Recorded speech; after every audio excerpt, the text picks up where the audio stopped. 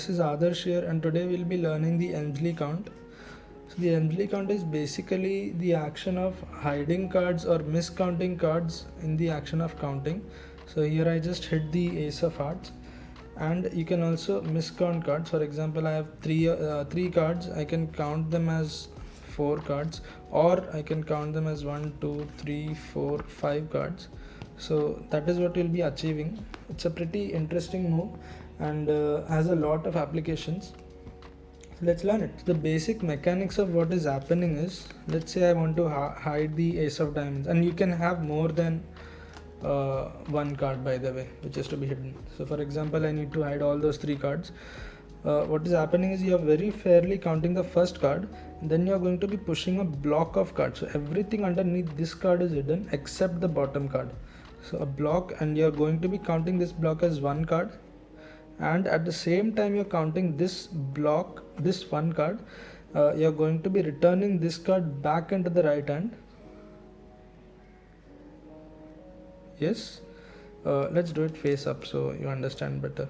So very fairly count the first card, then push the block, and at the same time you're returning this card back. So now I have this card back in my right hand, and then fairly count the apparent third and fourth cards, and in that action I have successfully hidden 3 cards. Okay, so the grip is very important, and I'll explain why in a second. You're going to be having 2 points of contact. One, the corner is secured here, and the short right part of the short edge is going to be secured here on the pointer finger. It is going to be very difficult for me to explain the exact grip, so you can pause the video and just see how I'm holding the cards, and rest of the 4 fingers are just resting. Yeah.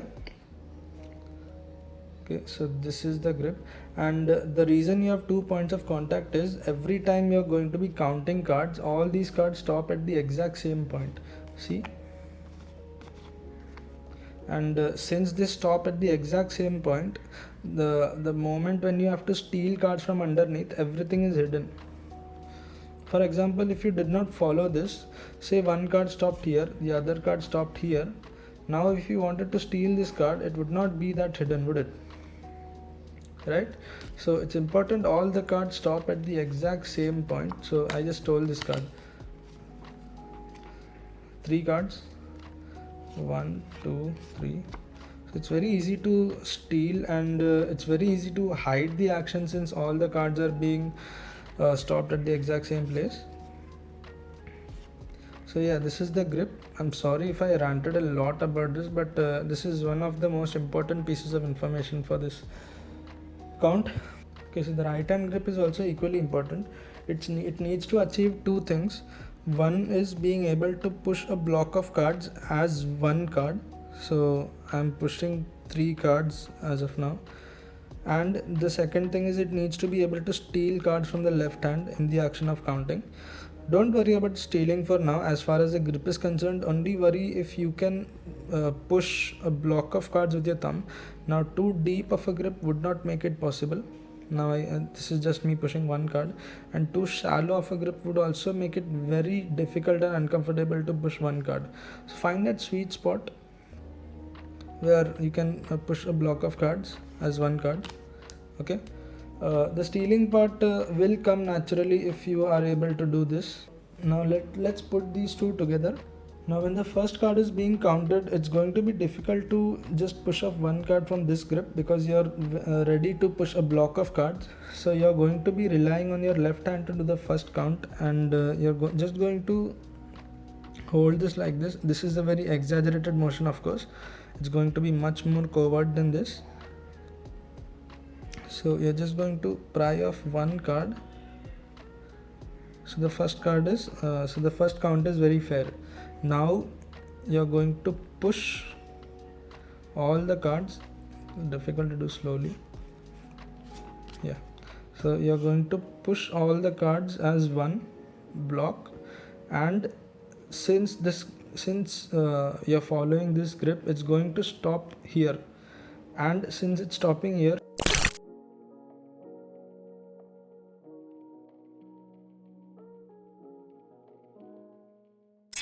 now as you can see, this card is completely hidden and ready to be stolen. As soon as this gets flushed, you're going to be stealing this card, and the motions are as minimal as you can. Even you don't notice the motions. So the first card, you're going to be prying the first card and getting into that grip. Second card, apparent second card, but this is an entire block, and it stops there, and using your 3 fingers you're going to be pulling the card, and I just did that, and even after doing it so slowly it's still not visible. So now you have 2 cards here since you pushed a block, and this can be however many cards you want it to be. Then you fairly push 1 card off and the last card. Okay, again 1 card, push a block, and at the same time steal this card, 3rd card, 4th card. Okay, now you can do this 3 ways. One can be just the left hand moving, so it's like a taking action, or you can also have a putting action. 1 2 3 4. I mean, I'm not used to it, so my left hand is still moving. So this is what it would look like, kind of. Or you can do both hands. 1 2 3 4. Okay, again 1 2 3 4. So yeah, this is the one I usually do, both hands moving. I would recommend you practice all those 3 so your fingers and muscles get accustomed to practicing this. In fact, I've practiced this so much, I almost cannot do a regular normal fair count in this position. I always end up doing the Anjali count. Now if you know how the move works, you know that the top card comes in view twice. So for example, the ace of diamonds comes twice. Now there are no real moves, there's no real way to hide this card being displayed twice, but yeah, one of the things you can do is not call attention to the suits. So if you just say something like, I have 4 cards here. Again, another thing is, if you have an obvious card like the ace of spades, it's going to be very apparent that the ace of spades is seen twice. Or if you display the 2 red cards, I mean if you have the 2 red cards on top and you're apparently showing them as aces, if they see 3 red aces, they know something fishy is going on, because there are no 3 red aces. There are no 3 red aces. There are only 2 red aces.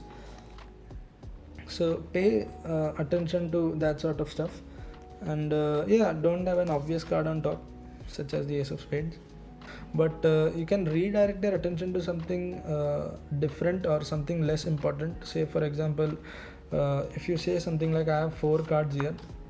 Again, this was a very bad example since you saw 2. I'm not going to rearrange the cards every time, you get the point. But yeah, if you say something like, I have 4 cards here, their attention is being directed to the fact that there are 4 cards. They're not paying attention to the suits.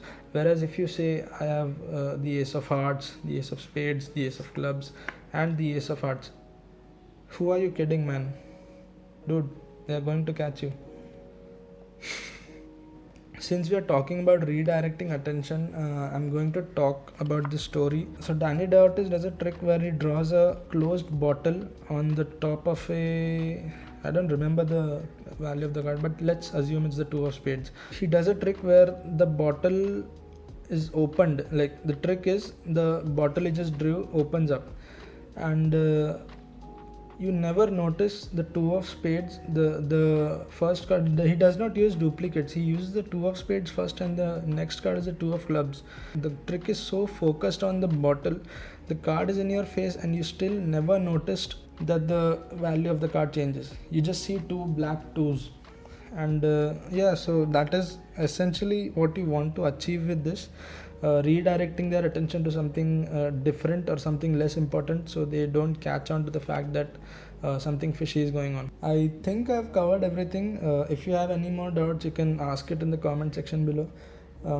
I'll try to answer it in the comment section, or I'll make a separate video for you. So just for the sake of completion, I'm going to do this again. I'm going to bore you with my Anjali count. So you're going to be prying one card, pushing a block, it gets flush here, you steal the card from bottom, third card and fourth card. Hey guys, another thing I forgot to mention was the consistency of speed.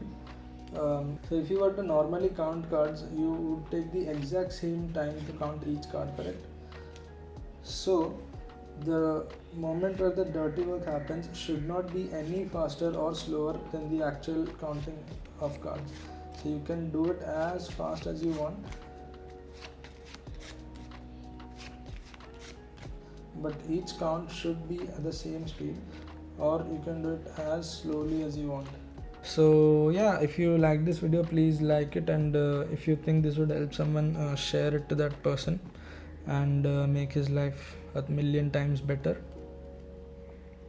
And subscribe if you think my content would help you. Corona.